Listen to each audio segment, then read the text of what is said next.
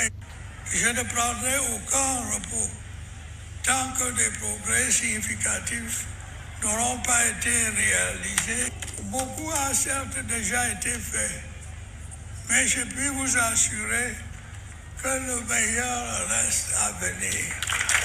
Paul Biya se présente à un 8e mandat. Je ne sais pas si on se rend compte, hein. Il est au pouvoir depuis 43 ans. Mais quel progrès significatif tu vas réaliser en 7 ans que tu n'as pas pu réaliser en 43 ans? En plus, il a 92 ans. Et s'il gagne, hein, quand il finira son mandat, il aura un âge à presque 3 chiffres. Ah, il va lancer des projets et on aura droit à un hologramme de Paul Biya aux inaugurations. Oui, mais Abdel, il ne faut pas parler d'âge. Comment ça, pas parler d'âge? Je sais pas, un peu de bon sens. Si on ne donne pas de crédit à un mec de 80 piges, pourquoi lui confierait la gestion d'un pays de près de 30 millions d'habitants? Biya, s'il met un ministre de 70 ans, il va dire que c'est pour être plus proche de la jeunesse. La preuve, à chaque fois qu'il n'est pas là ou qu'il a du retard, la première chose que les gens se disent, c'est pas il a eu un problème de train ou d'avion. Non, non. La première pensée qui vient, c'est il faut préparer les funérailles.